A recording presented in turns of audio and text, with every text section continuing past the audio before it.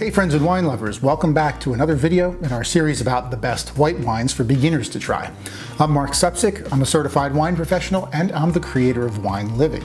If you've watched some of my other videos, you're probably familiar with some of the more famous white wines out there in the world. Today I want to teach you about a white wine that's familiar but not well understood, and for that reason it's often overlooked. I'm talking about Riesling. By the end of this video, you're going to be savvy enough with Riesling to be able to pick one out at your local store, pair it up with a great meal, and tell your friends a little about it. So you're probably going to want to stay tuned. As far back as the 1500s, there are mentions of a Riesling grape in German literature. It's also mentioned in books from Alsace, France around the same time. Coincidentally, Alsace is located right next to Germany. In fact, it was once part of Germany. So we have a pretty good idea where this grape comes from. Here's a fun little fact. Riesling is technically a white grape, but oftentimes you'll see it leaning towards pink and even light red. Most of the time it's green with pink freckles. What does Riesling taste like? Well, as with all wines, it depends on where it comes from and who's making it. But generally speaking, there are a few things you can expect. When it's young, Riesling is juicy and fruity. It can taste like peaches, nectarines, stone fruit, citrus, tangerine, and grapefruit. There are times when it can even smell like rose petals, which is pretty cool. But as it gets older, Riesling does something very interesting. The color gets darker in the glass. It starts to smell like honey, and in some cases, even gasoline. I know it sounds crazy, but once you learn to expect this weird trait, you kind of start to like it. At least I do anyway. It smells like gasoline, but don't worry, it doesn't taste like it. The biggest myth about Riesling is that it's all sweet.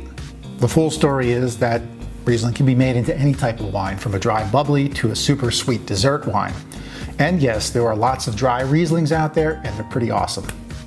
So here's a tip. When you're shopping at the wine store for Riesling, assume that most of them are going to be sweet. That seems to be the default setting for most producers. So how then do you know when a Riesling is dry? Well, it'll most likely say it right here on the bottle. And to find a dry German Riesling, you don't need to understand the German language. Just look for this word on the bottle. Trocken, right here. That means dry. And if you're still confused after that, you can turn the bottle around and look on the back label. A lot of German producers are now using a sweetness scale to help their consumers out. Riesling is such a versatile food wine because it's highly acidic. And that acid acts as a flavor enhancer. It wakes up flavorful foods that use herbs and spices. Generally speaking, the sweeter Rieslings are great with spicy curries, Thai and Indian food, spicy Asian foods, because that sweetness counters some of the heat. For that reason, a lot of the sweeter Rieslings are great sushi wines. And the drier styles of Riesling can be awesome with Germanic dishes, things that use pork and onions, cream-based sauces. A good German Riesling comes from all over the country these days, but the best examples are still thought to come from the Mosel and the Rheingau regions.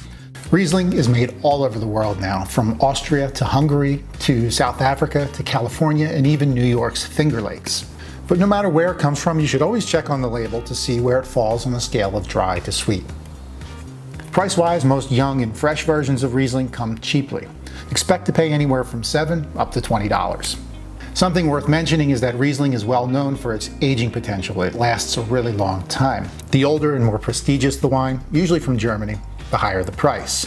If you're looking to experience some of that crazy gasoline flavor that I told you about, this is where you're going to find it. Lastly, if you love sweet things, then you should probably know that Riesling makes some of the most celebrated dessert wines in the world. Look for a late harvest Riesling, known as Trockenbeeren Auslese, or an ice wine. But be prepared to pay big bucks for those. All right, everybody, thanks so much for joining me again this week. And if you like what I'm doing here, please be sure to like this video, give me some comments below, and subscribe to my channel for regular updates. And hey, since you're here already, why not check out some of my other wonderful videos? Until the next time, take care of yourselves. Don't forget to drink something tasty tonight. Cheers, everybody.